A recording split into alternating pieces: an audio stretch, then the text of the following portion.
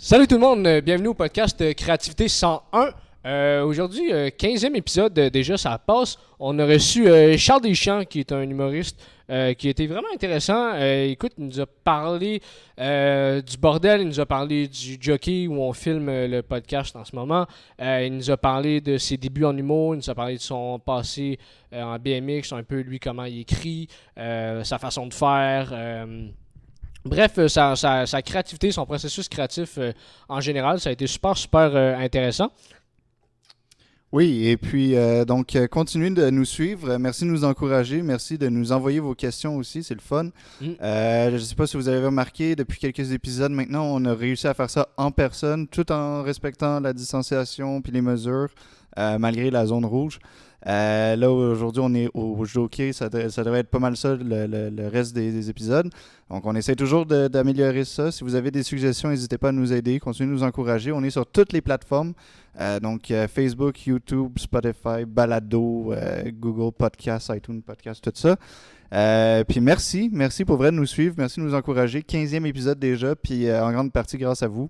Donc, merci. Et puis, je vous souhaite un très bon épisode. Bon épisode, gang.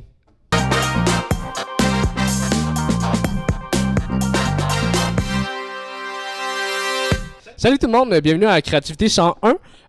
Cette semaine, on est vraiment très content d'être dans le premier podcast en personne. On reçoit Charles Deschamps. Bonjour. Ben oui, écoute, c'est super. Je pense que c'est la première fois qu'on se rencontre officiellement. Je t'ai déjà croisé, mais je t'ai vu jouer une fois. Ok, je me suis planté ou ça a bien été?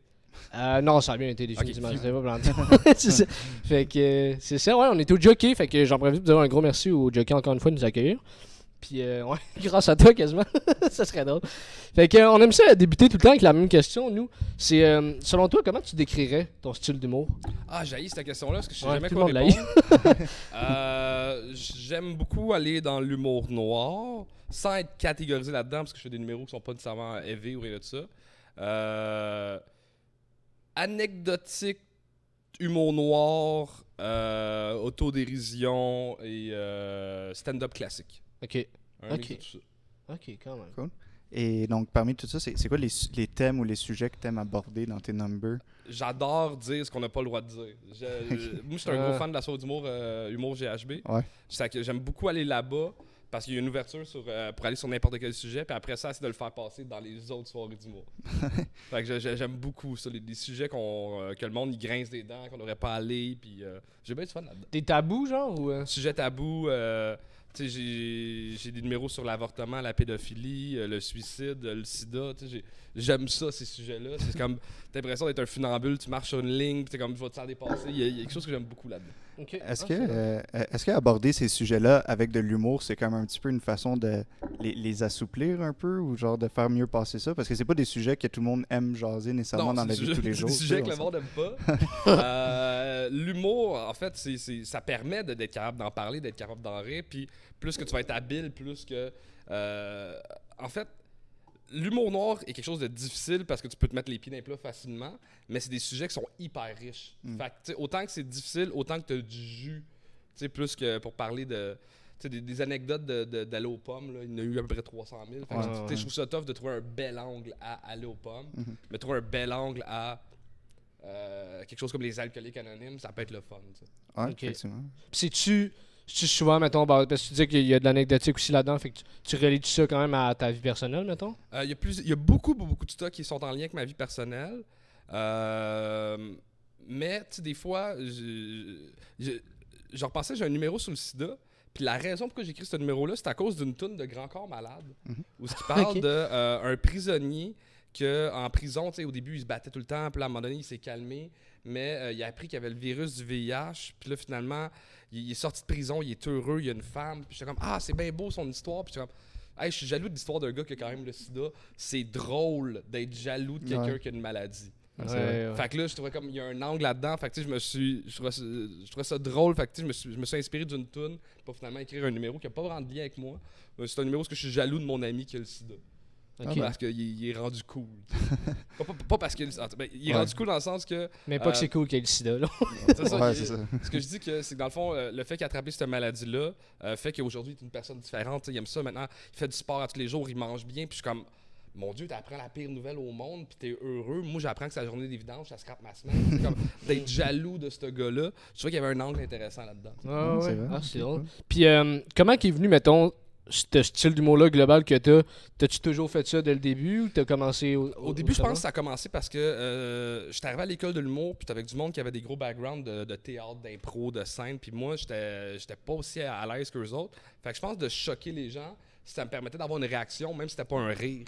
Fait que je pense qu'au début, c'était une béquille. J'allais dans l'humour noir parce que ça me permettait d'avoir une réaction. Après ça, j'ai eu une blonde.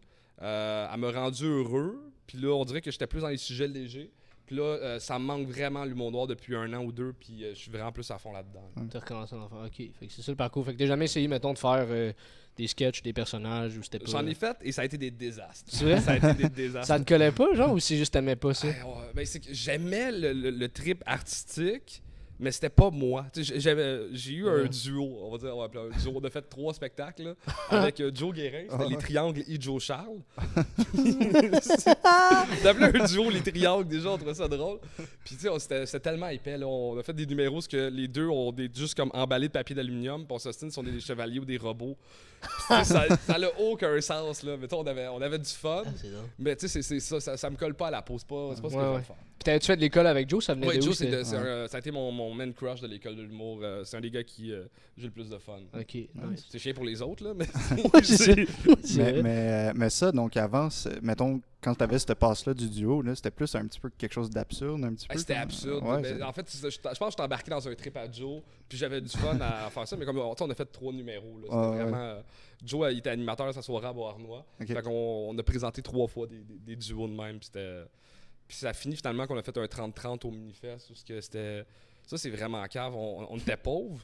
Fait que l'affiche de notre show, on a juste cherché dans nos photos communes sur Facebook. On a vu une photo de nous deux qui se baignaient.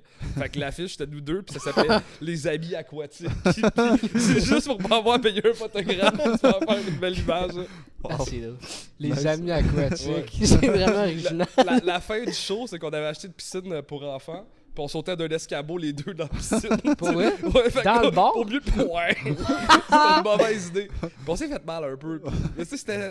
Ça a dû coûter plus cher finalement acheter une piscine que payer une photo qui aurait eu de l'allure. Fait qu'on était épais. Ah, C'est correct, c'était le fun. Ça faisait partie de la passe absurde. Puis on fait ça pour le fun. Puis ça va être cool. Puis, tu sais, non, mais c'est un beau moment, je trouve. Ah, c'est bon.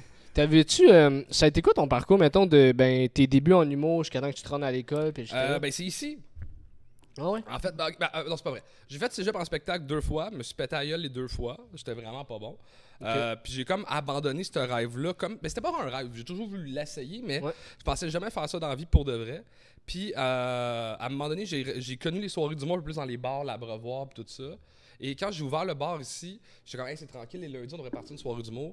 Puis moi, je montais sur la scène faire des numéros juste parce que je me disais, les bons clients qui viennent les vendredis samedi, si je leur dis je fais un numéro, ils vont peut-être venir à la soirée d'humour. Fait que c'était juste dans un but capitaliste et j'ai eu du fun. Il y a des humoristes qui m'ont dit, hey, t'es quand même pas pire, tu devrais t'asseoir pour les auditions de l'école. Je me suis assis pour les auditions de l'école. Mais avant ça, j'ai fait un cours du soir pour voir un peu c'était quoi. Puis j'ai été accepté à l'école de l'humour. Puis là, j'étais comme fuck. Tu sais, je venais d'ouvrir ici. T'es pas supposé d'ouvrir un bar et de rentrer à l'école de l'humour la même année. Ouais, c'est pas tant le parcours typique. Ça coûte cher. Puis j'ai décidé de le faire quand même. Puis je suis rentré à l'école de l'humour. En même temps d'avoir le bar ici? Ouais, le bar, en le fond, on l'a ouvert en septembre 2000. Ça fait 8 ans, je pense. 2012. Puis je rentrais en 2013. On l'a ouvert en 2011, puis en 2012, je rentrais à l'école. Ok. Wow. Ok. Puis ça a été comment l'école pour toi? Rough. J'ai trouvé ça rough. J'étais pas bon à l'école. J'avais pas trouvé... J'étais bon pour écrire des jokes. Ça, rapidement, j'ai compris que j'avais une force là-dedans. Mais sur scène, ça marchait pas. J'avais pas trouvé encore qu'est-ce qu'il fallait que je fasse. Je comprenais pas c'est quoi faire un numéro. Je savais écrire des jokes, mais c'est tout. Fait que j'ai eu beaucoup de misère à l'école sur performer puis être bon. Puis je suis un gars qui est très compétitif. Fait que j'ai perdu beaucoup confiance en moi à l'école. Puis ça a pris une couple d'années pour que je regagne cette confiance-là de comme, hey, t'es pas mauvais. Ouais. Ok. Fait que quand t'as fini l'école, mais t'as-tu arrêté parce que t'étais découragé ou t'avais continué? Ah non, j'ai toujours continué, mais moi, j'ai toujours voulu faire 1000 affaires en même temps. Fait que, mettons, là, ça fait 6 ans que je suis gradué. Dans ces 6 ans-là, j'ai ouvert le bordel. J'ai essayé de faire de la gérance, j'ai essayé de faire de la prod. J'ai produit plein de soirées d'humour. J'ai fait du booking pour des festivals. Fait que, tu sais, j'ai comme vagué dans plein de sphères. Puis là, je te dis que ça fait peut-être 2 ans que je me concentre vraiment plus sur le stand-up puis le stand-up. J'ai aussi fait pas mal de gigs d'auteur. J'écris pour des humoristes, un peu pour la télé. Puis, Tu le fais-tu encore? Ouais, j'ai encore un peu, mais là surtout parce qu'on a d'autres affaires. Ouais, c'est ça. Je fais encore des petits contrats comme ça pour le fun. Ok, nice. Puis c'est comment, mettons, comment tu vois la différence de ton rôle là-dedans entre quand t'es auteur versus quand tu fais ton stand-up à toi? Ce que j'aime quand je fais des gigs d'auteur, c'est que, mettons, moi, mon personnage de scène, il est bon pour faire des push-ups et des set-ups. Dans mon entraînement de jokes. Mais là, quand j'écris pour d'autres mondes, je suis obligé de travailler d'autres muscles humoristiques. Comme des jokes qui marchent pas nécessairement avec moi. Comme j'ai travaillé un peu avec Rosalie Vaillancourt, puis c'est tellement pas le même style que moi, c'est tellement pas les mêmes jokes que moi. C'est vrai. Que quand je brainstormais un peu avec, c'était comme crime, c'est le fun, ça fait travailler d'autres muscles. Puis je pense que c'est important pour moi, en tout cas, de toujours continuer à écrire un peu pour d'autres mondes, juste pour travailler ce muscle-là, puis pas rester comme figé dans le même style tout le temps. Ok. Ça te permet, je pense, d'évoluer comme auteur et humoriste. Ouais. Ok. Puis ton processus créatif, tu le même, mettons, tu sais, quand t'arrives devant un texte. Le processus créatif, là, c'est que j'attends 1 heure avant mon deadline. Pour vrai? Puis là, j'ai pas le choix de remettre de quoi, puis là, je sors des affaires. Je suis vraiment à la dernière minute, je devrais pas le dire, mais je suis un peu... j'ai besoin de deadline dans la vie pour être performant, mais je m'arrange pour me mettre des deadlines moi-même. Ok. J'aime beaucoup l'écriture automatique. J'ai un programme, je vous montrerai sur mon ordi, qui s'appelle Flow State. Ok. Je pense que ça coûte 5$. Puis c'est un programme que tu décides, mettons, OK, je vais écrire une demi-heure. Puis là, tu écris pendant une demi-heure, mais si tu arrêtes d'écrire, tu perds tout. Oh shit. Fait que tu peux pas répondre au téléphone, tu peux pas ouvrir Facebook. C'est comme. Je pense que c'est 4 secondes ou 5 secondes que si t'écris pas. Tu peux au pire peser sur espace, comme. Mais faut que tu sois comme. Mais t'as limite même pas le temps d'aller pisser, en fait. T'as 0, t'as 5 secondes. Prévoir. Fait que, genre, tu sais. Puis ça m'est arrivé, mettons, des fois, mon téléphone était connecté sur mon ordi. Fait que là, ça sonne dans mon ordi. Puis là, je suis comme fermé. Puis là, j'ai tout perdu, comme le 25 minutes d'écriture automatique. Ah non. Et tu peux pas l'enregistrer rien. Fuck. Tu peux faire un print screen rapidement. Mais ouais. sinon, non. Là. Tu peux pas dire, my moi, God. j'avais écrit de quoi de bon, je m'en vais Ouais, le retrouver c'est ça. pantoute. Partout. Fait que t'es obligé de. C'est que ça, je le fais souvent. Ok. Surtout, moi, j'aime beaucoup quand, mettons, je dois écrire un nouveau numéro. Partir de l'écriture automatique, c'est quelque chose que j'aime. Tu connais-tu les jeux genre sur jackbox.tv, mettons, les qui plashent ces affaires-là? On m'en a parlé. C'est un peu. Il te donne une prémisse, tu dois trouver le punch. Ouais, genre. exact. Ouais, Il y en a un qui c'est ça. Il y en a un autre que. Ah, je me rappelle plus l'autre, c'est quoi. Je sais qu'il y en a un deuxième, j'ai un ami qui a les jeux. Mais Q-Plash, c'est ça. C'est, mettons, il t'a la prémisse, puis là, tout le monde sur son cell ou son ordi est connecté, puis tu punches dessus. Puis c'est tout fucking absurde. Là. Fait que, ouais, ça C'est ressemble. le genre d'affaire que j'aime. Ouais, c'est ça. Ouais, ça, j'allais dire. Mais- C'est peut-être une affaire que t'aimerais, mais. Ouais, excuse Léo. Tu fais ça pour tes numéros ou tu fais ça pour même quand t'écris pour d'autres personnes Souvent, ou de quand la j'écris télé? pour d'autres mondes, ils vont déjà me donner un numéro plus à repuncher. À repuncher, ok, ouais. Fait que là, c'est plus facile d'y aller sans l'écriture automatique. Là, tu peux vraiment juste trouver. J'aime beaucoup marcher pour trouver des idées. Ok. Fait que ça, je trouve que ça te libère. On dirait que tu s'en vas dans une autre zone de ton cerveau. Il y a quelque chose de très le fun là-dedans. Marcher pour trouver des bonnes idées. Une petite ride de BMX de temps en temps. Petite ride de aussi, BMX. Tu fais-tu. Ben, tu décris-tu plus, mettons. As-tu plus de facilité à puncher que, mettons, à structurer ou à trouver des prémices ou des angles? C'est quoi, mettons, tes forces là-dedans? Je suis bon pour trouver des angles. J'aime beaucoup dans le stand-up classique trouver un angle intéressant. Je suis bon pour trouver des punches. Moi, mes grosses faiblesses, c'est tout ce qui est mise en scène, jeu, les act-out. Ok. Je comprends pas un act-out. Pour moi, s'il n'y a pas de joke à la fin, pourquoi tu parles fort? Pourquoi tu bouges? C'est quelque chose qui rentre pas dans mon cerveau. Tu sais, comme dans mon stand-up, il n'y a pas grand moment où est-ce que je crie, où est-ce que je bouge, où est-ce que je joue quelque chose. Puis je dis pas que c'est pas drôle, juste que moi, c'est vraiment une de mes faiblesses. Ok. Ouais. Ah, je comprends. C'est nice. On a glissé un petit mot tantôt, mais pour ceux qui ne savent pas, tu as un parcours tu faisais du BMX de façon professionnelle Ouais. dans une autre vie. Puis moi, je me doute que ta compétitivité vient de là. Je pense que c'est de naissance. J'ai toujours été un peu mauvais perdant, puis mauvais gagnant aussi. Ouais. Mais c'est quoi, mettons, les autres affaires que entre le BMX et le stand-up, c'est quoi, mettons, les similitudes ou les différences, tu sais, on le sait tous, mais c'est quoi les similitudes là-dedans qui t'ont aidé? Dans le BMX, un peu comme dans le stand-up, t'as pas d'équipe, t'as pas de coach, t'as pas de. Fait que, tu sais, si tu veux devenir bon, c'est que par toi-même. Fait que c'est toi qui dois se donner un coup de pied dans le cul. Fait que, tu sais, l'humour, je le vois un peu de même. Tu sais, oui, t'as peut-être un gérant d'humour, mais tu sais, si t'es pas de te botter le cul toi-même, t'iras pas loin. Fait que, tu sais, je trouve qu'il y a quelque chose de très similaire. quelque chose dans la liberté aussi que en BMX, en skateboard, ces sports-là, c'est très libre. Tu fais ce que tu veux, où tu veux, le nombre de temps que tu veux. C'est pas fédéré. Puis dans l'humour aussi, je trouve que sur scène, tu as une belle liberté. Tu peux faire autant quelque chose de super absurde que de super classique. J'aime beaucoup ce champ de liberté-là. OK. Mais c'est moi, parce que justement, le côté BMX puis le côté stand-up, c'est deux milieux vraiment pas traditionnels. C'est comme, et tu disais un petit peu tantôt, genre, que tu disais que tu rêvais de faire du stand-up, mais tu pensais pas que c'était possible. Mais le BMX, moi, j'ai l'impression que c'est un petit peu pareil. Il me semble que c'est comme une poignée de personnes seulement qui se rendent dans des affaires comme mais ça. Le BMX, j'ai tellement commencé jeune. J'ai commencé à 10-11 ans.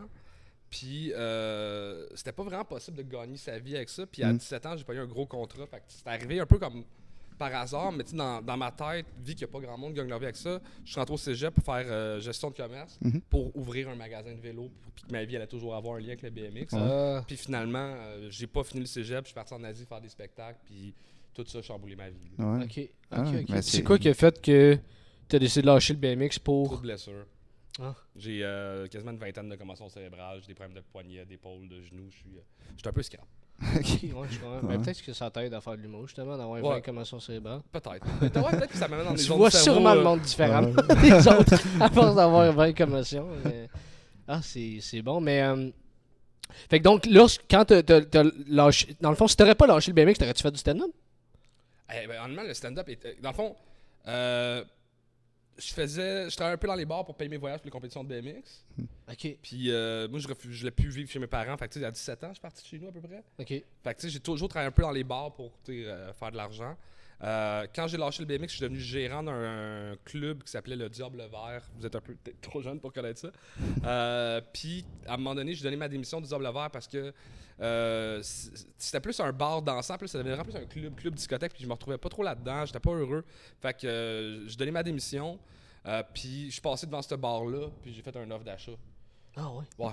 Carrément. T'avais quel âge? J'avais 23 ans. OK, quand même. L'histoire est vraiment drôle.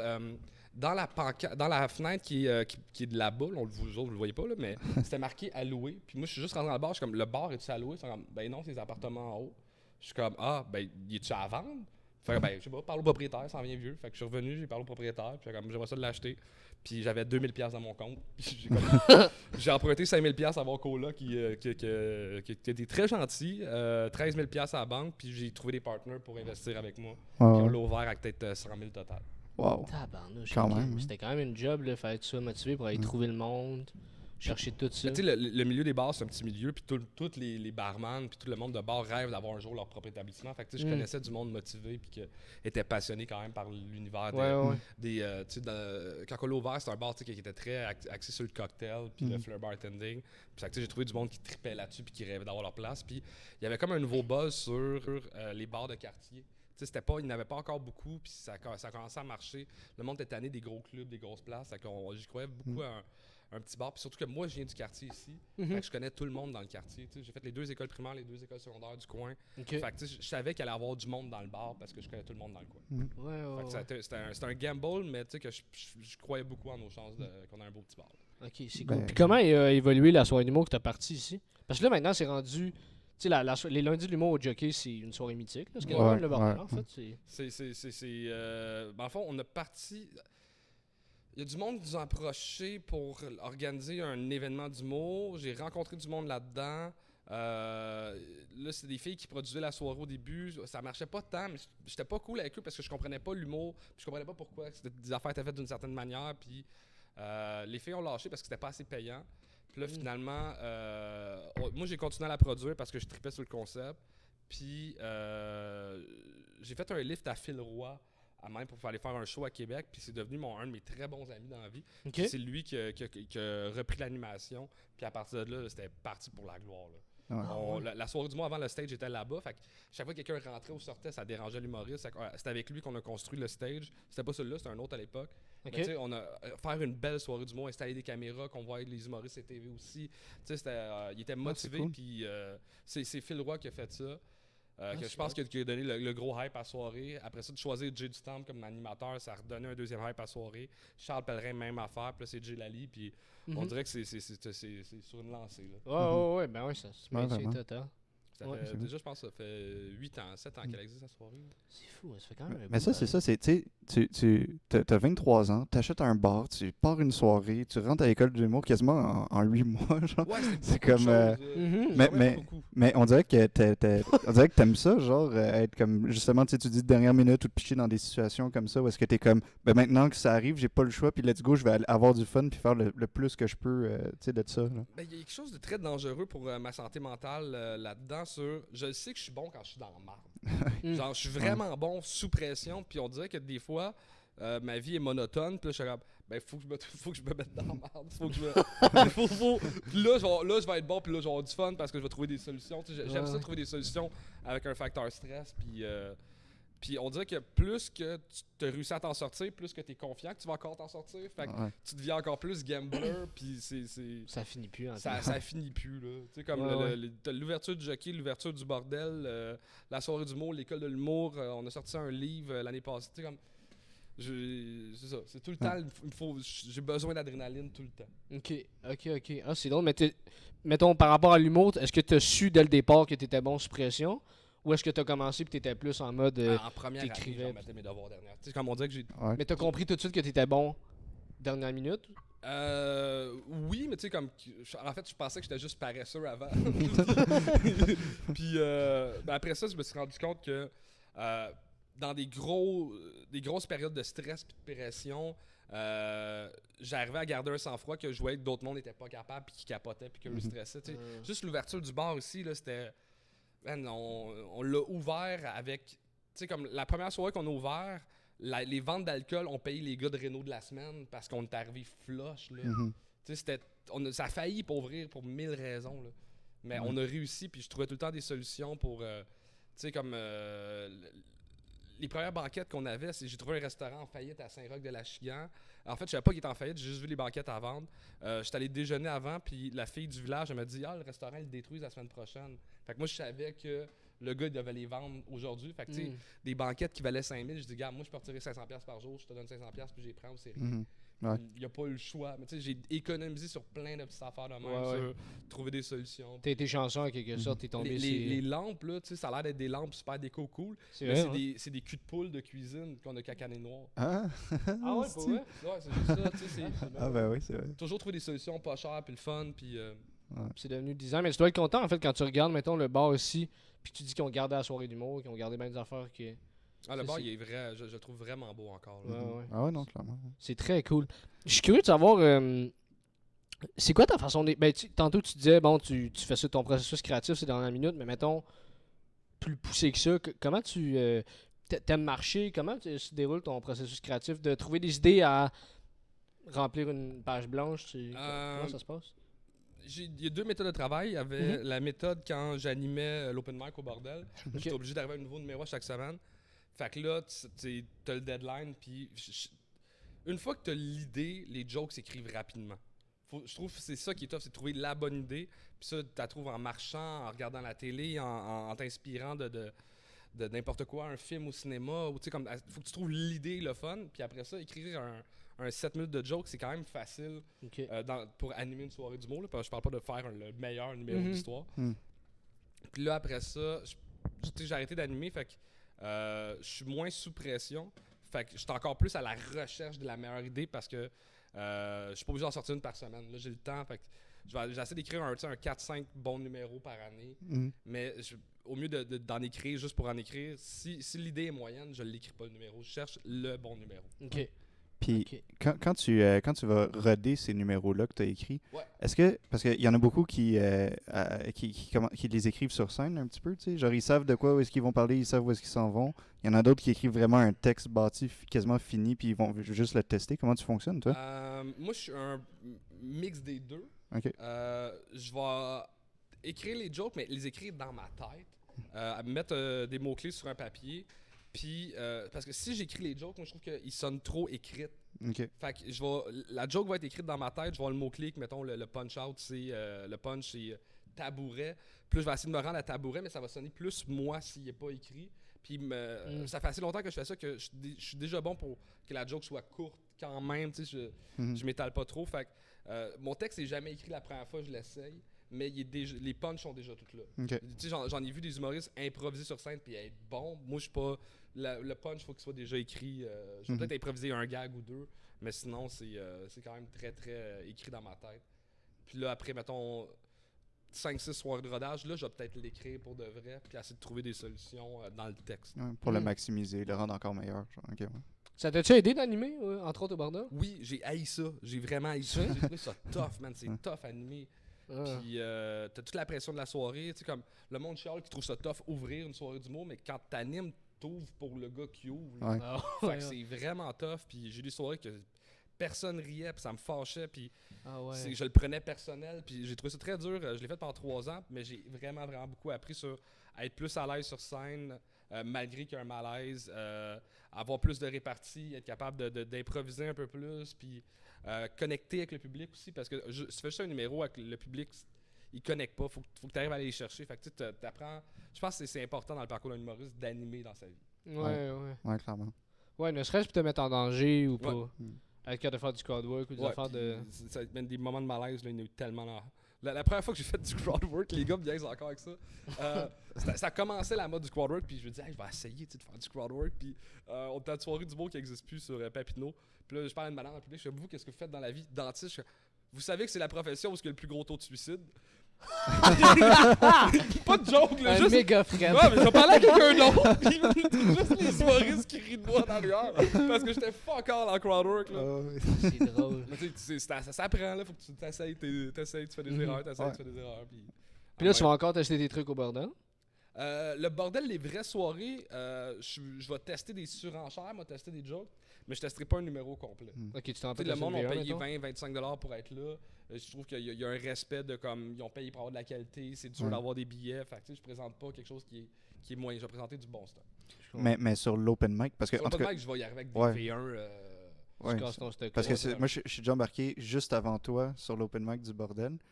Puis ouais, c'est ça. Moi, mon numéro, ça avait été comme moyen, mais toi, t'étais arrivé là, puis c'était comme une V1, j'imagine, puis ça avait vraiment bien été, puis j'étais comme fuck, yes, genre, ça fait genre. Plus de Il y a talent quelque chose de weird dans la première fois que tu fais un numéro. Ouais. On dirait que l'énergie du désespoir fait que tu y crois, tu veux tellement que ça marche, puis des fois, tu vas tout casser la première fois que tu fais un numéro, puis la deuxième fois, ça marchera plus, puis tu comprendras pas pourquoi. Ouais. C'est vraiment weird. L'énergie du désespoir C'est et vrai, l'expérience Ouais, aussi. l'expérience aussi. C'est vrai, ça. C'est vrai, maintenant que tu dis, ça m'est déjà arrivé, moi, avec faire un number. On dirait que t'es excité de le faire, t'es confiant, t'arrives, ça marche, tu y crois, tu le fais la deuxième fois. Ça marche plus. Trop confiant peut-être, puis là, ça marche plus. Ouais. C'est chiant, c'est ça, une quand même. science un peu weird, l'humour. Comme t'as des gags que tu fais comme mathématiquement, le gag est parfait, l'angle est bon, ça rit pas. Ça rit pas, puis des fois, t'as un bon gag que ça rit tout le temps, ne rit pas. Des fois, il y a des gags que tu comprends même pas pourquoi ça rit, puis ça rit. Puis t'es comme... c'est une drôle de science. Ouais. Surtout, on a fait un autre podcast où c'était avec Simon Gouache, puis il nous parlait de l'importance de la coopération, justement, en humour, puis d'avoir des amis, tu sais, pour t'aider à writer ou etc. Toi, y a-tu du monde, mettons, avec qui tu collabores, que tu vois que c'est important, mettons, par rapport à tes jokes ou à ton jeu? Ou... J'ai jamais trouvé ma perle de partnership d'auteurs, puis tout ça.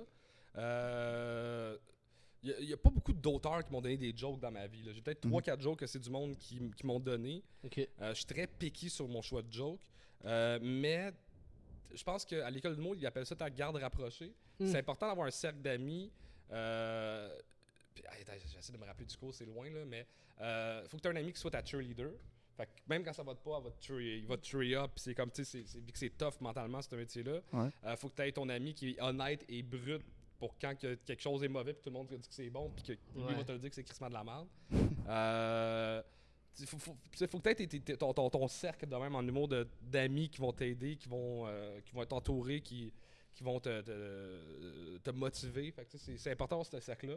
Pas nécessairement juste au niveau de l'écriture, mais au niveau de la vie d'humoriste, c'est une vie de solitaire à l'os. C'est le fun d'avoir des amis qui comprennent c'est quoi cette vie-là. C'est vrai. Ouais. Puis quand tu écris, tu parlais tantôt de tes contrats d'auteur, tu préfères-tu écrire pour des humoristes ou pour des shows de télé puis des affaires comme ça? Je suis un gros fan de stand-up. J'aime beaucoup écrire du stand-up, mais là, dernièrement, j'ai écrit une pub pour un jeu de société. Puis je livrais des super bonnes jokes, c'est comme oui, mais c'est pas ça qu'on veut, puis je suis comme il a raison, c'est pas ça qu'il veut, je comprends, mais tu sais fait que je trouve ça gossant un peu plus des fois. Écrire pour la télé, moi j'aime ça beaucoup faire des jokes heavy, fait que Ça me gosse de me faire dire non. Puis je suis comme, la joke est bonne. Puis non, on peut pas dire ça. Puis, fait que, tu sais, il y a ça qui gosse un peu. Mais c'est pour ça que je préfère écrire pour d'autres humoristes. Ouais. Ouais, ben, je pense qu'il y a quelque chose de plus personnel aussi. Puis, tu sais, veux pas, c'est du monde que tu connais normalement aussi un petit peu déjà personnellement, Ouais. je veux dire, tu sais.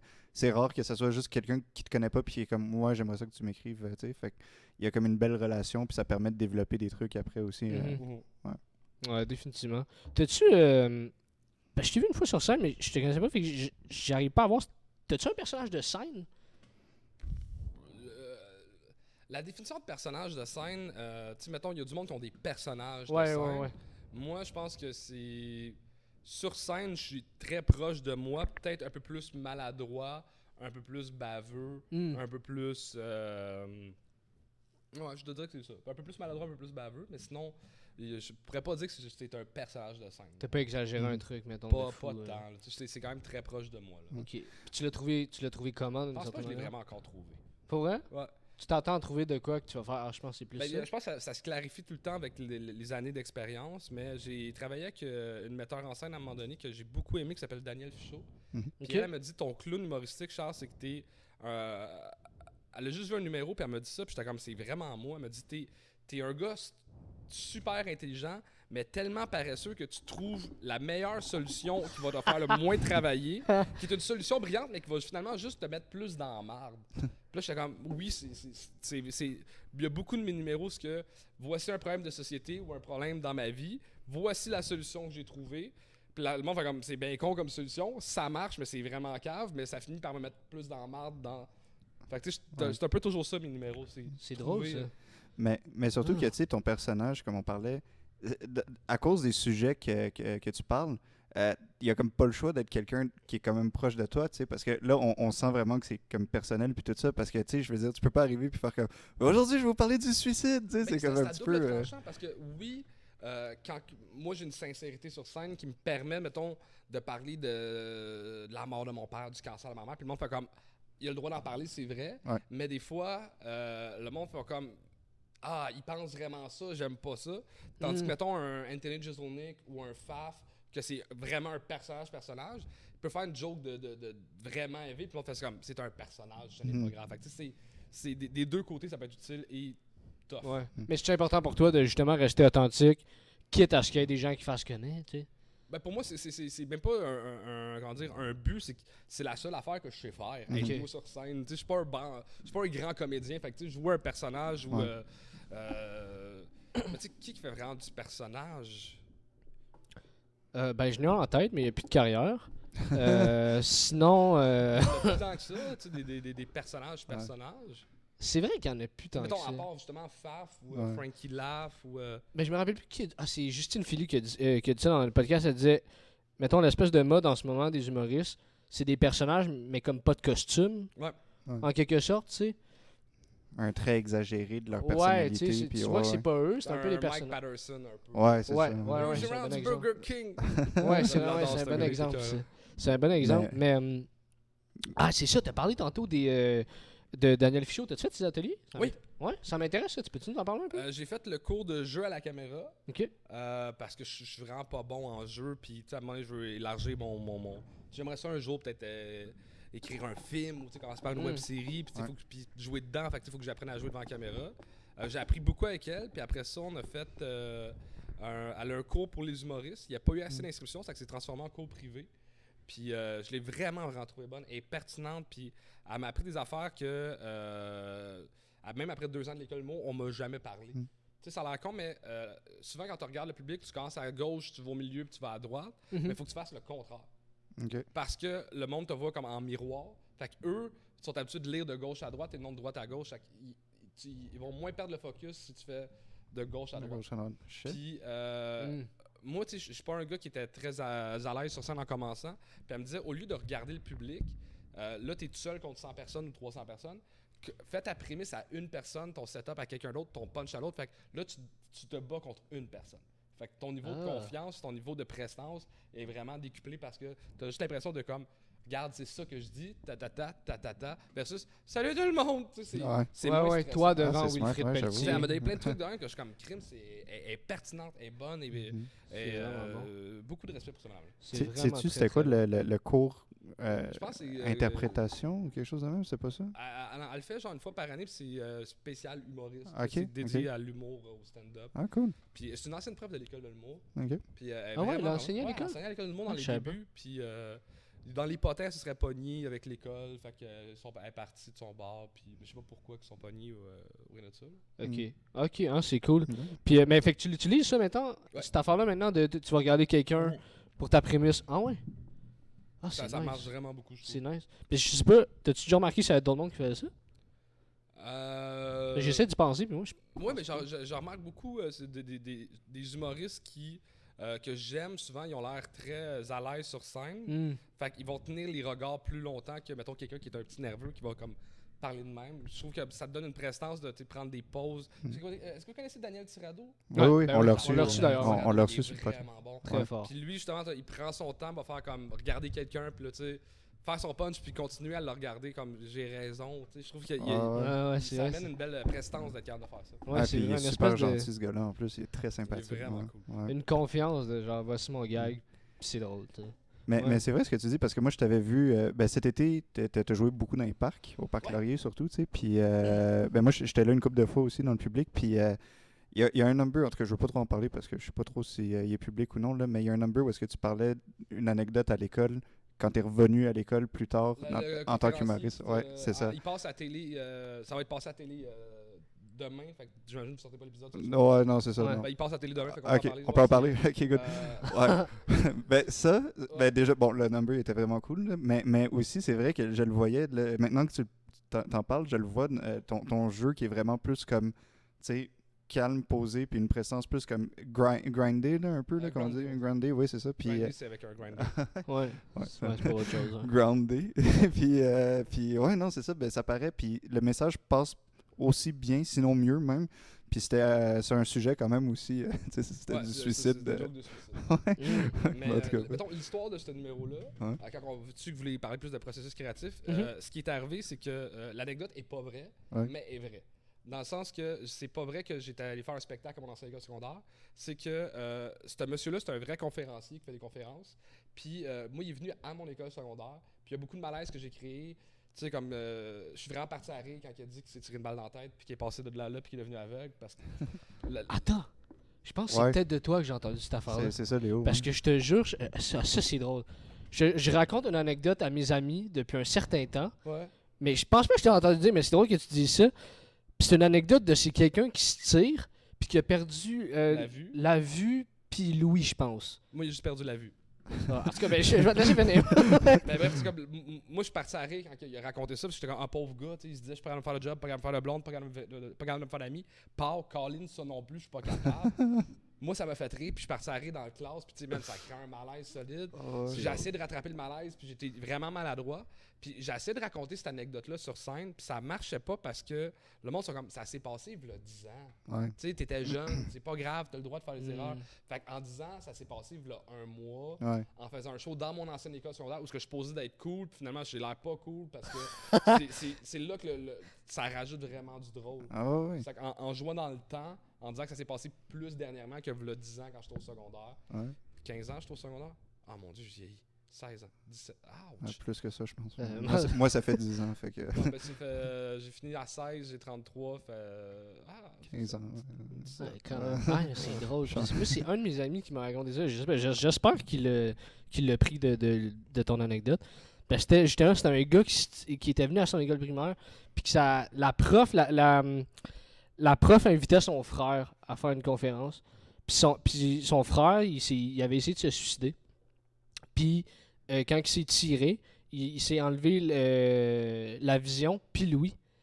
Puis là, le genre de punch à ça, c'était que dans le fond, tu sais, le gars, il se suicide, puis il finit, il a une vie encore pire qu'avant qu'il se suicide, tu sais.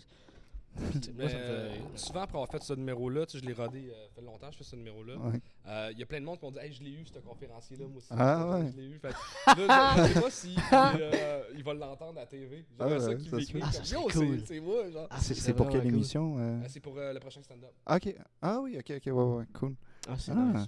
Mais c'est drôle parce que là, tu dis, à un moment donné, tu as changé le format de comment tu racontais l'anecdote entre j'étais étudiant dans le cours, puis finalement, moi, j'étais sur un show après lui. C'est à partir de quand que tu t'es rendu compte qu'il fallait que tu fasses ce switch-là? Ça, c'est en jasant avec du monde, puis c'est peut-être comme dans... Je l'ai essayé 3-4 fois le numéro, ça marchait pas, puis des fois, c'est juste une petite affaire de même, puis là, c'est tout des trucs que tu apprends à un moment donné dans l'humour de qu'est-ce qui fait qu'un gag marche pas, puis des fois, ça s'est pas passé à toi, ou quand tu le dis, ça sonne pas bien, c'est plus drôle si quelqu'un d'autre le dit dans l'histoire. Fait que, tu sais, c'est plein de petits trucs de même que tu apprends à modifier pour que finalement une blague marche, qu'un numéro marche. Puis, les lips dans le temps, c'est un bon truc pour que ça sonne plus. Ouais, clairement, ouais. Puis c'est juste en jasant avec du monde comme ça que tu t'as fait genre, waouh, ok, oui, c'est vrai, c'est peut-être une bonne idée si je change ça de même. Puis là, ça a donné le succès que ça donne aujourd'hui, finalement. Ah, c'est cool, ça, quand même. Comme quoi, un numéro, c'est jamais fini, c'est jamais achevé. Il y a des numéros que je trouve des nouvelles jokes à faire dedans. Mais là, ce qui est poche, c'est qu'en humour, souvent, c'est que tu dois gagner ta vie. Fait que souvent, tu fais des captations télé de ces numéros-là. Ouais. Puis là, après ça, t'as comme plus le droit de les faire. Ouais. T'as le droit de les faire sur scène, mais tu sais, ça passait à la TV. Puis moi, je me sens mal de. Quelqu'un l'a déjà vu, ce numéro-là, peut-être dans la salle. Fait que t'essaies de plus faire ces Ouais. T'es-tu quelqu'un qui écrit beaucoup? pas assez à mon goût. Parce que, mettons, Louis-José, je le vois travailler. Je suis pas ami avec lui, mais je le vois travailler au bordel. Puis je suis comme, le gars est une machine. Puis je suis jaloux de son éthique de travail. Il écrit vraiment 3 heures par jour. Au bordel? Pas au bordel, mais dans la vie, il écrit vraiment 3 heures par jour. Puis je suis zéro ça. Je suis peut-être à une demi-heure par jour, 1 heure par jour. Ok. Puis elle s'efface si tu bouges ta souris. Ouais, j'écris pas assez. Faudrait que j'écrive. Ouais. Non, mais je disais pas ça pour ça, mais je disais ça dans le sens que, tu sais, on a des façons différentes de travailler. Il y en a qui écrivent beaucoup, il y en a d'autres qui, justement, ils font juste arriver puis ils chillent sur scène, là, finalement. Mais ça, vu que je marche à deadline, ouais. faut que je me mette un objectif de quand il faut que j'ai un nouveau numéro. Ça m'est arrivé j'ai un show ce soir. Mettons, moi, j'adore aller au Brouhaha. C'est mes soirées préférées à Montréal. Puis souvent, je me boucle là-bas. Puis vu que je vais souvent, ils ont tous vu mes numéros. Fait que là, des fois, il est 4 heures avant le show, puis là, j'ai aucune idée de ce que je vais faire. Je sors mon programme, puis je suis comme. Puis là, j'ai pas le choix. Je sors de là, j'ai un nouveau numéro. Puis des fois, il reste 3 jokes de cette affaire-là. Des fois, il est bon. Puis il y a des numéros que j'ai écrits en 3 heures que j'ai pas encore trouvé de meilleurs jokes qui fit là-dedans. Ouais. Fait que tu sais, c'est ça. Je travaille vraiment, il me faut un deadline. Puis... Mais le truc que tu parlais justement de t'écris, puis si t'arrêtes, ça efface tout. Ouais. Comment ça se finit cette affaire? Après le 30 minutes? Tu peux mettre 15 minutes, 30 minutes, 1 heure. Puis moi, je fais 1 heure, c'est vraiment long. Là. Une demi-heure, c'est ce que je fais d'habitude. Puis là, c'est après 30 minutes, ça s'effacera pas. Fait que là, tu peux le transférer dans un document Word, tu peux te l'envoyer par email.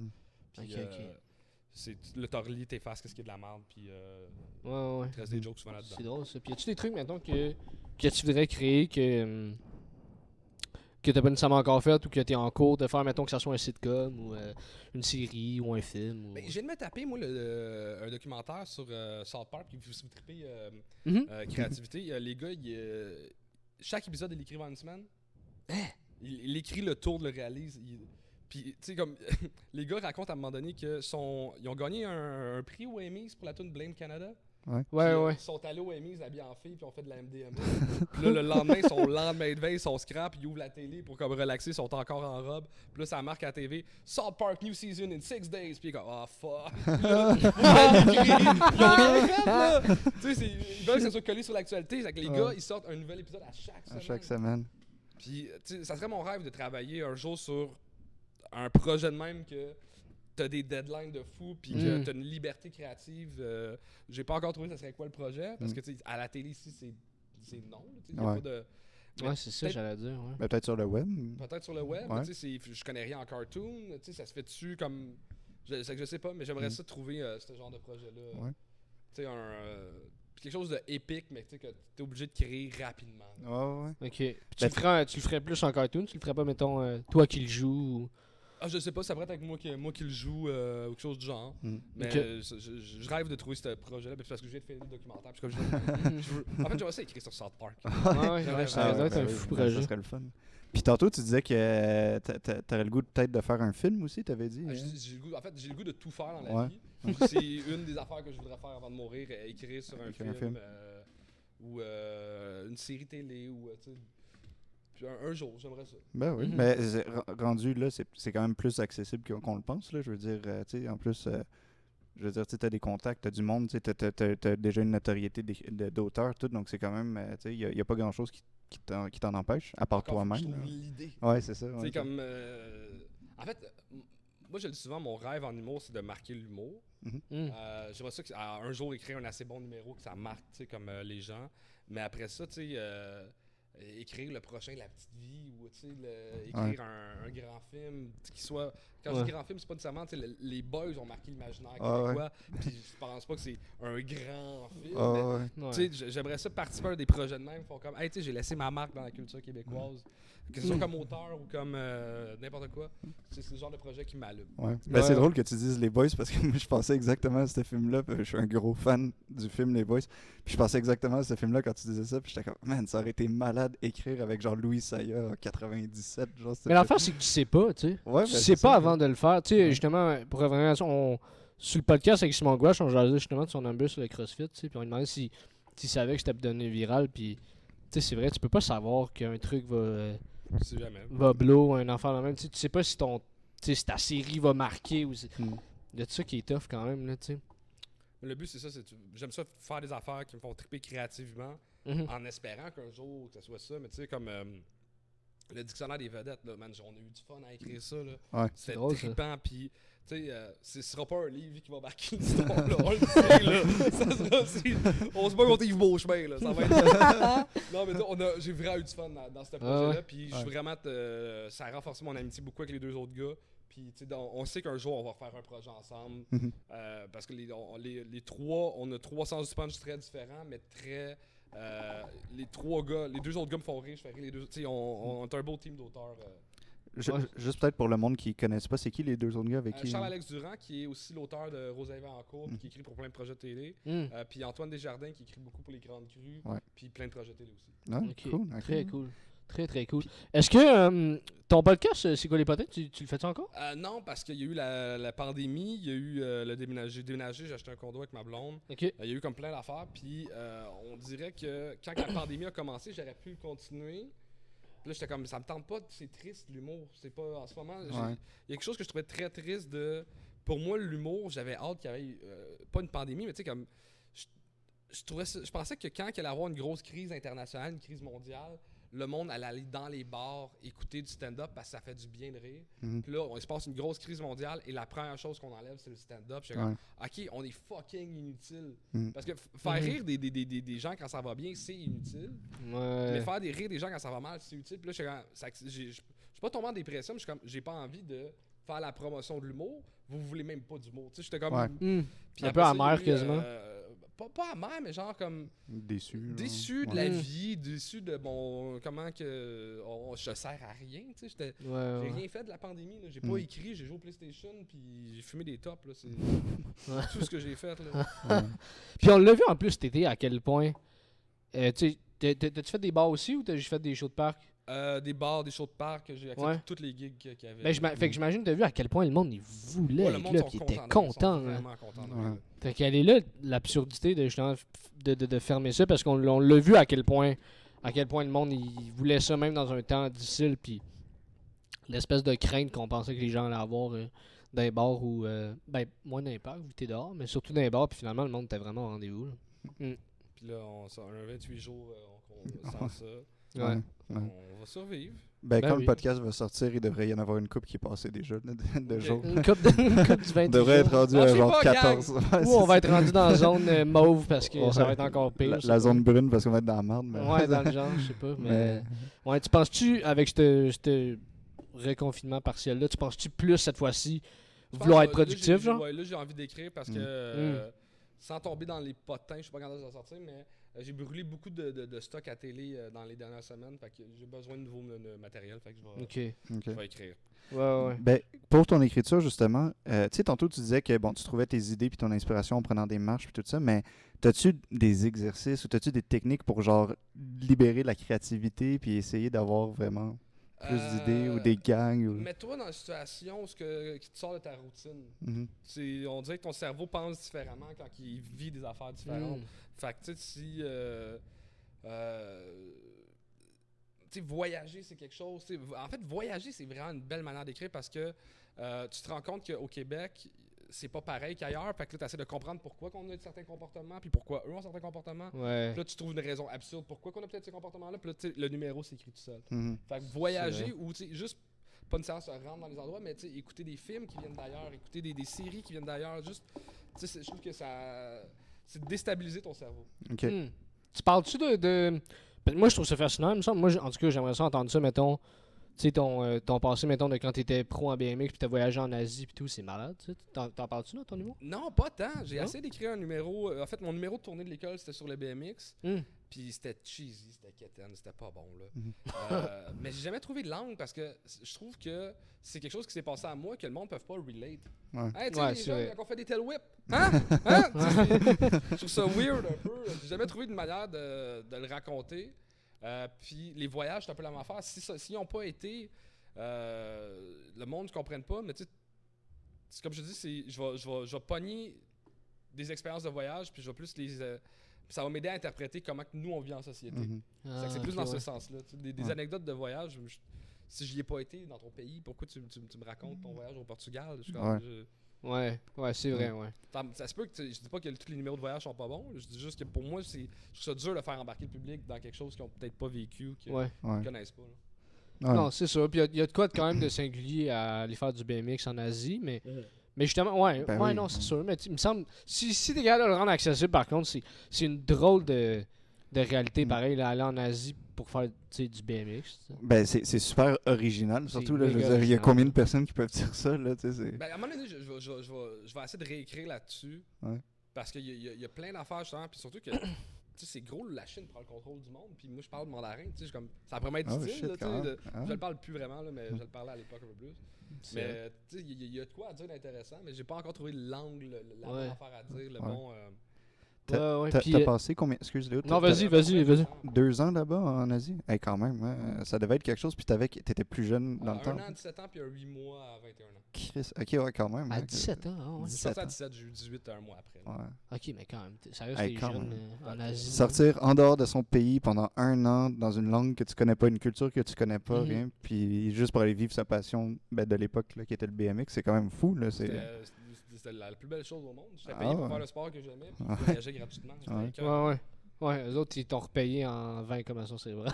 C'est pas grave, mais... Non, mais c'est pas fou ce que tu dis. Moi, j'ai un de mes amis aussi qui est un ami d'enfance qui fait du BMX pour il en faisait pour le Cirque du Soleil. C'est Kevin Fabreg. Je le connais très bien. Tu le connais très bien? En fait, toute la gang du Cirque du Soleil, Kevin, Joël Bondu. Ok, cool. De Volta, je pense. On a ridé ensemble. C'est le fun. Ben, c'est ça, Kevin, c'est un ami d'enfance. Puis... là, tu sais, tu le vois, lui, il a toujours été un petit peu, tu le connais, là, tu sais, il a toujours été un petit peu comme pas trop traditionnel non plus, tu sais, fait on le savait qu'il allait finir par faire quelque chose de vraiment insane puis spécial, mais genre là, puis il était super bon quand il était kid en vélo, là, peu importe ce qu'il faisait, puis là maintenant, le gars, il vit comme, ou en tout cas jusqu'à récemment, il vivait comme à Vegas, puis là, il s'était parti une école de BMX à un moment donné, lui aussi, tu sais, c'est toujours dans des projets, fait que je me dis, coudonc, y a-tu quelque chose entre les riders de BMX de genre, on va essayer de faire quelque chose? Vraiment très jeune de si tu pètes la gueule, c'est de ta faute, si tu réussis la manœuvre, c'est de ta faute. Fait que t'apprends vraiment à faire comme ben, si je veux de quoi, je vais aller le chercher. Tu sais, le BMX pour moi, ça a été une belle école de la vie. Je pense que tous les jeunes qui ont fait du BMX de manière intense ont compris beaucoup d'affaires de la vie. Plus que je trouve, puis sans vouloir bitcher le hockey ou de quoi, parce que t'as un coach qui te pousse, t'as des parents qui crient dans les estrades. Il y en a un qui est meilleur que tout le monde, qui score tout le temps, il y a plus de temps de glace. T'as plein d'affaires que j'aimais pas dans les sports d'équipe, que je trouve plus le fun dans le BMX. Ouais. T'avais-tu, mettons, une confiance que l'humour allait marcher, vu que t'avais déjà fait quelque chose qui était, ben pas marginal, mais déjà quelque chose qui était non conventionnel puis dur à percer. Fait que t'avais-tu cette confiance j'ai été capable de percer en BMX? Au contraire, quand t'étais bon dans quelque chose, c'est très dur de recommencer quelque chose d'autre parce que t'es pas bon. Puis t'es habitué d'être bon. Puis ça te gosse de pas être bon. Ben oui. Pas que j'ai failli abandonner le mot, mais j'ai vraiment pensé à un moment donné, souvent, de juste faire de la gérance ou juste faire être auteur ou juste ça parce que ça me gossait de pas être dans les meilleurs. Ouais. En fait, pas que ça me gossait, tu sais, mauvais perdant, dans le sens que je voyais pas pourquoi je méritais pas la place que j'avais. Je trouvais que c'était comme. Il y a plein de monde qui sont meilleurs que moi. Pourquoi je fais encore des shows? Je me rendrai jamais loin. Mais je suis tellement tombé en amour avec ce métier-là que ça me dérange même plus. J'ai tellement de fun. C'est une passion. Puis, puis à un moment donné, il y en a pas de meilleur en humour. Puis souvent, je pensais à ça. Puis, tu sais, mettons, il y en a qui vont penser que c'est Louis-José, il y en a qui vont penser que c'est Mike Ward, il y en a qui vont penser que c'est Martin Matt. Mais même si t'es le plus drôle au Québec, là, t'es le plus drôle sur 7 millions de personnes, c'est un quartier en Chine. Ouais. Fait que, C'est vrai que ça remet les choses en ça remet perspective. vraiment- T'es le C'est plus vrai. drôle d'un quartier d'Hong Kong. Là. Tu sais, C'est vrai que ça remet. Ouais, tu te sens. c'est Ouais. pas si cool que ça, être le plus drôle. Tu sais, oui, c'est cool. C'est Ouais, vrai. ouais. Mais quand on remet ça en perspective, puis tu sais, puis moi, j'étais un gros fan d'Yvon Deschamps puis de la marque qu'il a laissée dans la société. Mais ça me faisait capoter. J'enseignais à l'école de l'humour, puis il y a du monde qui ne savent pas c'est qui. C'est Ouais. comme... Fait que tu sais, même si aussi à topper Yvon Deschamps, dans 15 ans, on se rappellera pas de qui à l'école de l'humour. Ouais, vrai. c'est C'est vrai. fucked up, là. C'est vrai. Ah, il y Ouais. a quelque chose de. Ouais. Dans le fond. C'est vrai, t'enseignais présentation 1 dans les cours du soir. J'enseignais Hein. présentation 1, j'ai enseigné présentation 2, puis là, je donne un atelier sur, à la cohorte qui est là à temps plein sur c'est quoi l'humour dans les bars. Ok, cool. Ah, ouais, c'est Nice. bien nice, ça. Ouais. C'est super actuel, je trouve, comme Ouais, cours. puis je trouve qu'il y a une super belle ouverture de l'école de plus en plus sur. Ils comprennent que le milieu évolue puis qu'ils doivent évoluer avec le milieu. Ouais. Fait que, Ah, ils nice. laissent une super belle liberté sur expliquer c'est quoi, puis ils interdisent plus aux jeunes de jouer, ils veulent juste se concentrer sur l'école, puis si t'es capable de jouer en plus, c'est correct, mais Ouais. une super belle ouverture de l'école. Ah, Mais c'est peux-tu cool. nous en parler un peu de cet atelier-là que tu donnes un peu des. Ouais, mais tu sais, c'est un. Dans le fond, il y a une conférence d'une heure et demie que je parle de tout. C'est quoi la différence entre une soirée de rodage, une soirée laboratoire? C'est quoi animer une soirée d'humour? C'est quoi ce qui est difficile là-dedans? Je parle de comment te partir une soirée d'humour parce que souvent, tu n'as pas le choix de partir ta propre soirée si tu veux animer. Ouais. Je parle des cachets. Je parle de comment écrire une belle demande de booking. Puis, je montre des exemples de demandes que j'ai eues qui étaient agressantes. C'est que je leur donne plein de trucs sur ça. Ouais. Puis, faudrait que je la relise, là. Mais tu sais, je parle. Bon, en gros, c'est quoi l'univers des bars? Puis aussi, tu sais, de faire attention à la santé mentale là-dedans, parce que c'est tough, tu sais, c'est rempli d'alcool. Tu te pètes la gueule des fois sur scène, puis. Ou même tu as réussi à faire rire 300 personnes, puis après ça, tu rentres chez vous, puis tu fais la vaisselle tout seul. Tu sais, c'est vraiment dangereux, Ouais. fait que, tu sais, de faire C'est attention vrai. à soi. Puis, qu'est-ce que j'ai dit aussi par rapport à ça? Santé mentale, ouais, puis beaucoup de monde, quand ils sortent de l'école, ils savent pas à partir de quel moment ils ont le droit de tester des nouvelles jokes. Fait que là, tu sais, moi, j'ai un beau diagramme qui explique tout ça, sur à quel moment, puis Ah, c'est cool. puis j'explique aussi que t'as deux pans au métier d'humoriste. T'as le métier, le travail, puis t'as le côté artiste. Puis là, est-ce que tu veux faire de l'argent ou tu veux être un artiste? Puis l'un, c'est, mettons, faire du corpo, tu t'en vas travailler. Faire un show, faire ton show à toi, tu t'en vas faire de l'art. Mais avant d'être capable de gagner ta vie puis de te mettre à temps plein de l'humour, il va falloir que tu travailles puis tu te tapes des corpos. Fait que tu mets ton énergie où?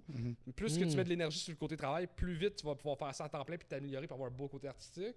Mais en même temps, tu sais, comme c'est là que faut que tu prennes ton chemin là-dedans puis que tu regardes de gagner ta vie, mais en même temps de faire des propositions intéressantes si tu veux être un grand artiste un jour. Ouais. Puis, Ouais. puis tu sais, selon toi, c'est quand le meilleur moment pour tester des jokes? Je sais que t'as pas ton diagramme, là, mais de tête, mettons. Ça dépend de plein de choses. Ça dépend de ton calibre, ça dépend de la soirée d'humour, puis ça dépend de faire combien de fois que tu vas à la soirée d'humour. Mais l'important, c'est que tu commences fort, tu finisses fort. Puis après ça, plus que tu as de l'expérience, plus que tu sais qu'avec une nouvelle joke, tu sais que tu peux commencer avec elle, même si c'est fort. Fait que, tu sais, en sortant de l'école de l'humour, si tu as un opener et un closer, tu peux tester 3-4 minutes dans un open mic, puis c'est correct.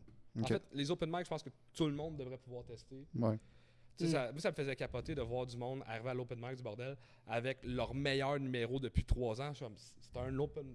Ouais. Pourquoi? Même pour ceux qui commencent, mettons. Ben, c'est. Ben, si ça fait 3 ans, c'est que tu commences C'est plus comme vraiment. ça. Ouais, Ça 3 fait 3 ans, ans, c'est 3 pas ans, ton ouais, j'avoue numéro. que. Ouais. Ce qui est vraiment triste, ok, c'est que. Je vais savoir de compter ça. Il y a souvent du monde qui venait à l'open mic du bordel puis qui espérait que j'ai book sur les vrais shows, fait qu'ils venaient faire leur meilleur stock. Mais souvent, ce qui arrivait, c'est que moi, mettons, j'étais un fumeur. Fait que quand il y avait quelqu'un qui était vraiment solide, puis que lui, ça venait peut-être faire un numéro pour que je le voie, pour que je me coupe d'elle. S'il était seul, je dis, hey, j'ai le temps de fumer une cigarette, il se plantera pas. Ouais, fait que Si vous avez jamais eu de booking, ben c'est pour ça. Ouais, c'est parce que je suis un fumeur. Le monde qui sont bons, j'allais fumer, le monde qui était pas bon, je restais pour comme, ok, qu'est-ce que je peux dire pour rattraper le malaise, c'est ça que je peux dire. Puis... Ouais, puis tu sais qui n'est pas booké en plus. Ouais. Ah, mais c'est bon. C'est pour ça qu'on n'a jamais reçu de booking. Ouais, c'est ça. Il allait tout le temps fumer. C'est ça. Mais là, je m'occupe plus du booking depuis un petit bout. Ok. À la retraite. Juste du stand-up. Ouais. Mais parlons-en du bordel un peu, ça m'intéresse parce que t'es un des copropriétaires. Ouais. Même fondateur aussi du bordel. C'est arrivé comme, mettons, sans. J'imagine que t'as dû le raconter plein de fois, mais c'est arrivé comment, mettons. Ce désir-là de vouloir partir un comedy club, comment vous êtes En parlé? fait, c'est que je pense que tous les humoristes rêvent d'avoir un comedy club. Mais c'est vraiment François Bellefeuille qui a monté l'équipe. Moi, je suis arrivé dans le projet parce que y a pas Mike Ward voulait pas faire des rénos. Il fallait quelqu'un qui allait l'ouvrir. Puis c'est Phil Roy qui a donné mon nom à François Bellefeuille. Fait comme Charles, il a ouvert un bar. Ça fait 1 an qu'il fait de l'humour. Il connaît les deux. Le jockey, c'est mythique. Il sait comment. Il donne ce projet-là à Charles. Fait que c'est François Bellefeuille qui a été prendre un café avec moi. Il dit, on veut faire ce projet-là. Tu le veux-tu? Ouais, mais attends. Ça faisait 1 an que t'avais le bar au jockey? Non, ça faisait 1 an que j'étais sorti de l'école. Ok, sorti de l'école. Ok, c'est ça. Parce que là, j'étais comme, t'es-tu parti le bordel pendant que t'étais à l'école? J'étais Non, comme, Chris. 1 an après l'école. Ok, parfait. Ok. Fait que c'est ça que ça. Puis là, ça prendre un café avec François Bellefeuille. Puis il m'a dit, ben c'est ça, là. On veut faire ça. Ça te tente-tu de le faire? Je suis comme, ouais. Puis il me dit, ben, go, on va l'ouvrir. Puis là, je cherchais des locales un peu partout à Montréal. Puis. Malade. Ouais, puis dans le le fond- quartier. Ouais, excuse, comment t'es tombé sur cette. Ben, l'histoire qui est drôle, c'est qu'au début, il me dit, j'étais comme, ok, puis là, comme, c'est quoi votre budget? Ben, il me dit, ben, budget illimité, là. Je suis comme, ok. Puis, tu sais, je suis conscient que ces gars-là, ils font de l'argent dans la vie, fait que je les crois. Là, après ça, tu sais, moi, je magasine des fonds de commerce, je regarde le petit medley, c'était une possibilité. Il y avait une place sur Masson, il y avait des places dans le centre-ville. Puis là, même la boîte à Marius qui est rendue le gros épage, tu sais, comme. Puis, tu sais, mettons, de mémoire, la boîte à Marius a été vendue 300 000. Fait que moi, j'appelle François Bellefeuille, puis je suis comme, quand tu me dis budget illimité, là, tu parles de combien? Puis là, il me dit, ben là, on pensait mettre 25 000 chaque, fait que genre 150 000. Je suis comme, calé, c'est pas budget illimité. Ça, là, 150 000 Tabarnouche, ouais. Puis là, ce qui est arrivé, c'est que le propriétaire du pub Quartier Latin, un de ses meilleurs amis dans la vie, c'est le chum de la gérante à François Bellefeuille. Ok. Fait qu'un ami est apposé. Puis lui, il cherchait une soirée d'humour. Fait que moi, on s'est comme rencontrés grâce à la gérante de François. Puis on lui a parlé du projet, puis il était down. Puis le fait que lui, il avait déjà un bar, puis on a juste pris la moitié. Fait que ça réduit les coûts vraiment de manière drastique. Puis fait que là, c'était 3 mois après, c'était ouvert. Oh. Puis je sais pas si c'était. Parce qu'on a reçu Preach sur le podcast ici. Puis, tu sais, bon, lui, il était impliqué vraiment beaucoup. Là, puis, il nous parlait de comment ça s'était passé. Puis, tu sais, comment il était passé de bouncer à genre, tu sais, bon. Et Léo puis moi, on se demandait si t'as encore des plugs, peux-tu nous trouver une job de bouncer au bordel ou quelque chose? Surtout moi, je veux pas dire que j'ai le casting, mais quand Léo, même. il est pas grand. Moi, je suis quand même pas fermé. Genre.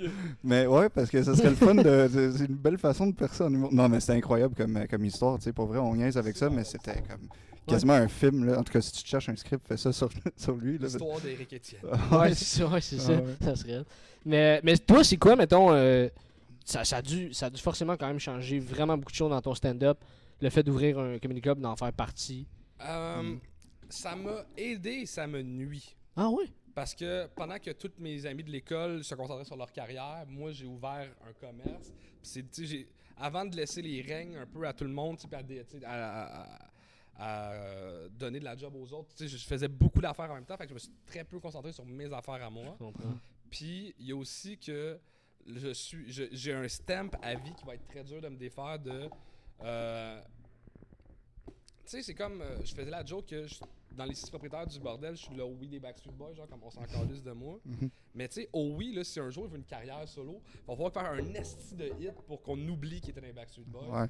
Moi, si un jour je veux qu'on se rappelle de moi, il va falloir que je crée quelque chose de assez fort qui va battre le bordel Comedy Club. Fait que, tu sais, je vais toujours. Avant que je sorte de l'ombre du bordel, parce que c'est mon plus gros accomplissement en carrière, c'est avoir ouvert le bordel. Il va falloir que je fasse un hostie de hit pour me sortir de ce tag-là du « je suis le pas connu du bordel ». Ouais. Tu vois, c'est drôle parce que moi, je sais pas, je comprends ce que tu veux dire, mais on dirait que moi, je le vois de l'autre sens. On dirait que moi, je me dis, hey, tu sais, s'il est dans cette gang-là, c'est qu'il y a quelque chose de cool, là, tu sais. Fait qu'au contraire, on dirait que moi, j'aurais plus tendance à faire genre, ah ben lui, tu sais, mettons, tu partirais en solo vraiment ton show, puis tout, puis je serais comme, ah, ben c'est clair, je vais le voir, c'est un des gars qui a parti le bordel, tu sais. Ben oui, je pense que tu as raison, ça peut peut-être aussi m'aider. Ouais.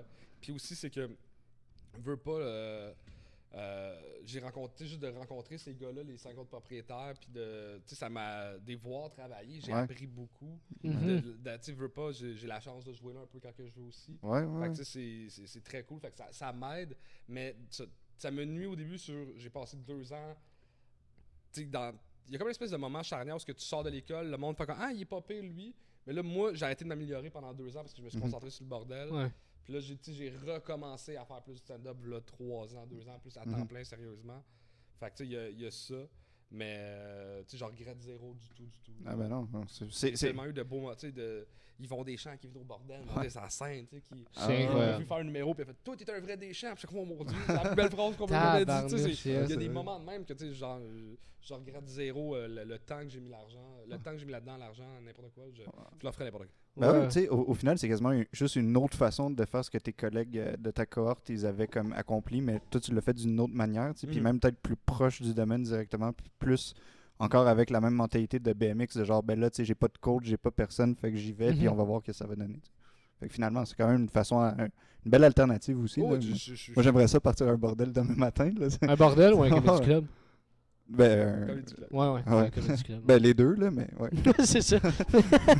Mais j'ai réalisé que ça m'intéresse. Comment, tu parles tantôt, t'as un grand amour pour le stand-up, mais c'est arrivé comment ça? Parce que tu fais du BMX, c'est arrivé comment le stand-up dans ta tête?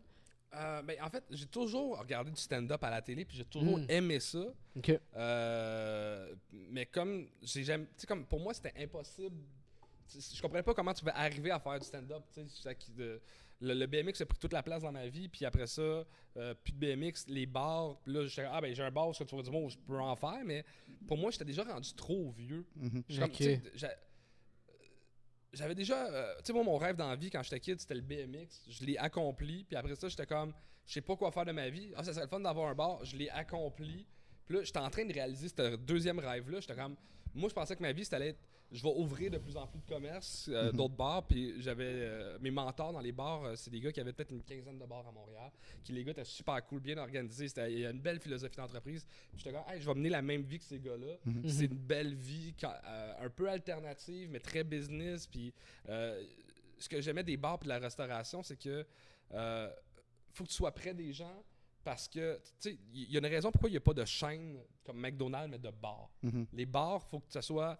Faut que ça connecte avec les gens du quartier. Il y a comme quelque chose de très beau, très démocratique, très axé sur le peuple. Tu sais, j'étais un gars qui vient d'une famille de classe moyenne, vraiment. Puis j'ai toujours. Pour moi, c'est faire quelque chose pour le peuple. Tu sais, les riches, ils me tapent ses nerfs. Ouais, la petite communauté de quartier, tout. Ouais. Puis c'est que moi, c'est ça, je pensais pas. Tu sais, je dis, je vais aller faire les auditions parce que quelqu'un m'a dit d'aller faire les auditions, mais j'étais comme, ma vie était setée, là. J'étais déjà chanceux, j'ai réalisé un rêve, j'en réalise un deuxième qui est ouvrir un bar. Tu sais, pousse pas ta loc, calice, puis là, finalement, pousser ma loc. Puis ça a marché. Ouais. Ah, c'est drôle. C'est bon, ça. Fait que dans le fond, tu voulais t'as comme toujours voulu faire ça, mais plus ou moins en même temps, dans le sens où... En fait, j'ai toujours aimé ça. J'ai jamais pensé vraiment que j'allais en faire dans ma vie. Je pensais vraiment pas que c'était possible. Je pensais que fallait que tu commences très jeune, que je rentrais à l'école à 24. Mais ce qui n'est pas si jeune que ça pour les c'est pas si jeune, mais c'est que pour moi, dans le sport extrême, une des raisons pourquoi j'étais bon, c'est que j'ai commencé jeune. Dans les bars, j'ai commencé jeune, je connaissais bien le milieu des bars. Puis là, commencer de quoi de nouveau encore, c'était comme... C'est une grosse pente, Ma mère, elle comprend pas ma vie. Là, même maintenant? Elle m'aime, puis elle m'encourage, mais tu sais, hey, maman, je vais lâcher le cégep pour aller faire du BMX. C'est comme, ouais, mais tu devrais peut-être retourner à l'école, tu sais. Maman, je vais lâcher le BMX, je vais m'ouvrir un bar. Et comme, retourne à l'école, tu sais. Tu en as fait vivre, là. Je suis comme, finalement, je retourne à l'école. Oh, ouais, l'école de l'humour, tabarnak, cher. C'est drôle. Ah, ben, c'est normal, là. Toutes les familles de ces humoristes-là, ça passe par ça. Parce que c'est justement, ça rejoint ce que je disais tantôt. T'as tout le temps évolué dans des milieux milieux qui sont pas traditionnels, conventionnels, tout tracés, puis genre les milieux safe, là, tu sais, genre moi, mettons, je travaille en finance, mes parents, ils sont calés si je vais faire des shows d'humour le soir, tu sais, mais genre, tu sais, si Tu leur annonces que tu lâches. ouais, c'est ça, là, on va avoir une petite discussion, là, fait que, tu sais, c'est comme, puis, ouais, non, donc, je peux très bien comprendre, mais en même temps, c'est ça, je pense que ça prend aussi la personnalité de genre un peu go-getter, puis genre, j'ai le goût de l'essayer, je vais me pitcher, puis on va voir ce que ça va donner, tu sais. Mhm. Ouais, définitivement. Mais j'ai quand même été chanceux d'avoir des parents qui m'encourageaient. Ils m'ont jamais. J'avais une mère qui s'inquiétait, que je voyais qu'elle s'inquiétait, mais qui me faisait confiance, puis qui me laissait vivre ces belles expériences-là. Là. Ben oui, Ouais. c'est ça qu'il faut. C'est sûr, ça aide quand même. Ça aide. T'as-tu des inspirations au niveau, autant au Québec ou ailleurs, mettons, qui ont... J'aime beaucoup. Un de mes humoristes préférés, c'est Doug Stanhope, OK. qui est un humoriste américain qui. Il est très brillant, mais son personnage de scène est très redneck. Puis il va vraiment loin dans ses numéros. Il fait de la grosse humour noir, mais c'est tout le temps brillant, intelligent. Puis je pense que c'est mon humoriste préféré à vie. C'est quoi son nom encore? Doug D-O-G Stanhope, S-T-A-N-H-O-P-E. Doug Stanhope. Et le meilleur numéro d'humour de l'histoire, selon moi, c'est lui qui l'a écrit. Puis il raconte le suicide assisté de sa mère. Oh shit. C'est violent, mais c'est. Tu sais, il explique que sa mère était des alcooliques anonymes, puis là, il est comme là, maman, tu sais, c'est ta dernière soirée, là, on va boire. Puis là, il explique que. Il y a quelqu'un qui a dit qu'avec 30 pilules de morphine. C'est la morphine? Je pense que ça peut tuer n'importe quel être humain, puis ça va être smooth quand même, mais tu sais, elle était malade, elle était plus capable de vivre. Puis là, il me dit c'était bizarre, je savais pas si j'étais le pharmacien ou le barman de cette soirée-là. Puis c'est drôle, c'est touchant, mais tu sais, c'est. Puis il raconte il finit le numéro en disant que ça fait 8 ans qu'il a hâte de raconter sur scène, mais que légalement, il avait pas le droit parce que tant que ça fait pas tant d'années qu'un crime a été fait, my God. il aurait pu se faire arrêter pour ça. C'est drôle, ça. C'est vraiment un bon numéro. Ah, c'est brillant. C'est touchant, puis c'est drôle, puis c'est humain. Puis ça rejoint vraiment ton style, puis tes expériences à toi personnelles, puis tout ça. Puis oui, c'est clair. T'es-tu inspiré au niveau de ton humour? Non seulement tu l'as aimé, mais il t'a inspiré aussi. Il m'inspire beaucoup, mais on est très différents. Il est vraiment redneck, il boit puis il fume sa scène puis il sape. Il est très redneck. Fait que, j'aime son audace. Puis c'est beaucoup son audace que je trouve le fun. Sinon, des gars comme Carl Kinnan, K-I-N-A-N-E, qui aussi est un peu l'humour un peu plus edgy, trash et tout.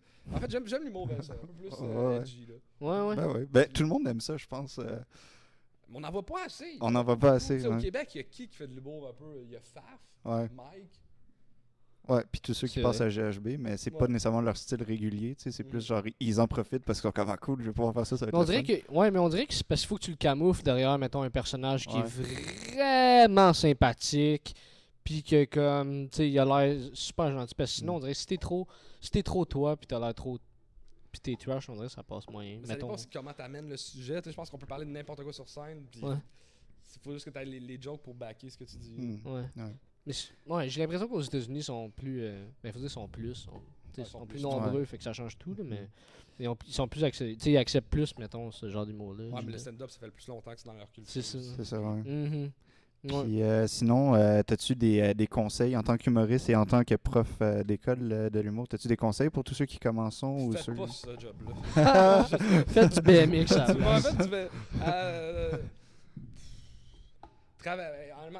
Être travaillant, puis pas avoir peur de demander du booking, pas avoir peur de... Parce que on est tellement beaucoup que t'as pas le choix un peu, pas de jouer du coude, mais de lever la main comme « Hey, je suis drôle », puis...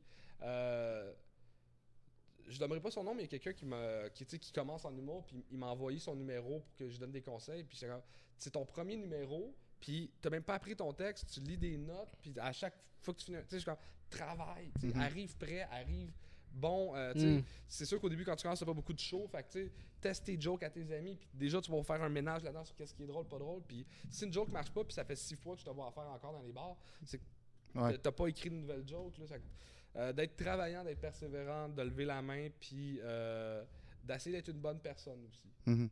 Ouais, c'est vrai. Il y en a qui l'oublient, ça, je pense. Ouais, il y en a qui l'oublient. C'est important quand même. Ouais. Y a-tu des. Pour continuer cette note-là, y a-tu des livres ou des trucs que tu as regardés ou des trucs qui t'ont inspiré, mettons, dans ton humour, ou pas nécessairement qui sont venus chercher toi, mais qui t'es dit, hey, tabarnak, c'est hot, ça, niveau créatif ou. Ben, le documentaire que je t'ai parlé tout à l'heure sur Ouais. Sur South Park, ouais. 6 Days to Her. C'est où ça? C'est sur quel? Il est sur YouTube, je pense. Ah gratis. Sinon, je pourrais pas te dire s'il y a vraiment j'ai souvent essayé de lire des livres sur la créativité et tout ça. Puis honnêtement, à un moment donné, on a essayé de trouver la solution pour être créatif, mais c'est facile à être créatif. Dans le sens, il faut juste que tu écris n'importe quoi, il y a de quoi de bon qui va sortir. Puis après ça, oui, des petites techniques comme d'écrire par mots-clés, puis de faire des lignes. Comme il y a plein de techniques, mais je pense que la plus belle technique, c'est juste d'aller voir des œuvres qui sont différentes, puis ça va t'inspirer. De toujours écouter des films où le beau gars sort avec la belle fille, puis finalement, ils ont une famille. Ton cerveau, il l'a vu 1000 fois. Va voir des affaires bizarres, va voir des expositions fuckées, écoute de la musique weird, écoute des podcasts où tu vas voir du monde qui pense différemment, puis ça va t'amener à penser différemment, puis à penser intelligemment d'une autre manière. Puis je pense que c'est plus là que vraiment les livres de. Tu sais, comme il y en a qui écrivent à chaque jour, puis là, il y en a plein de petits trucs, mais je pense que c'est de voir des affaires différentes, c'est le meilleur conseil que je peux donner. Ouais, ok. Ouais, c'est un bon conseil. Nice. Vraiment, c'est un très bon conseil. T'avais-tu d'autres choses que tu voulais parler, toi, Sacha? Ben, c'est sûr, mais écoute, moi, ça faisait pas mal le tour pour cette fois-ci. Tu reviendras. Ouais. Quand tu veux, c'était vraiment cool. Y a-tu des affaires que. Ben là, je sais que là, c'est une période de. Allez liker ma page. Ouais, J'ai décidé de recommencer mon vlog, c'est quoi les potins dès que le confinement. That's finit. it. Ah, Cool. ouais. Recommencer. Est arrivé comment cette idée-là de faire ça? J'aime beaucoup Andrew Schultz, qui est un humoriste à aller voir que j'aime Ouais. beaucoup. Ouais. Il a fait un TED Talk aussi qui parle justement de l'inspiration puis la créativité. Et c'est un gars que j'aime beaucoup. Puis lui, il y avait un genre de vlog, mais c'est qui fait son one-man show dans chaque ville. Puis il filme un peu son crowd work au début, puis les affaires de la ville. Puis j'étais comme, il y a de quoi à faire au Québec, à la sauce québécoise. Puis j'ai appris à vlogger puis à faire du montage. Puis Nice. puis je dis tout le temps, c'est quoi les potins? Fait qu'on a décidé d'appeler ça, c'est quoi les potins? Ah, c'est très cool. Ah, c'est Très, cool. très cool. Fait qu'on va voir ta page Facebook. Puis, ouais. T'as dit tantôt, j'ai rien d'y repenser, puis je voulais en parler. T'as écrit un livre? Ouais, le dictionnaire des vedettes. Ok, oui, c'est ça. Ouais, C'est c'est ce ça. livre que tu parlais. Ok, j'avais pas fait le lien, je pense que tu parles d'un autre livre. Non, Ok, c'est- J'étais comme, t'as sorti une biographie, ça a été Ouais, fou. j'ai sorti mais- ma propre biographie. Ça a été malade. Très nice. Ben, Charles Deschamps, merci beaucoup Ça a été un d'être plaisir, venu. je sais Merci même, on beaucoup. n'a pas le droit en temps de COVID. Ben non, c'est ça, mais c'était vraiment, vraiment, vraiment très, très cool. Et félicitations, c'est un cool projet de parler de créativité dans un podcast.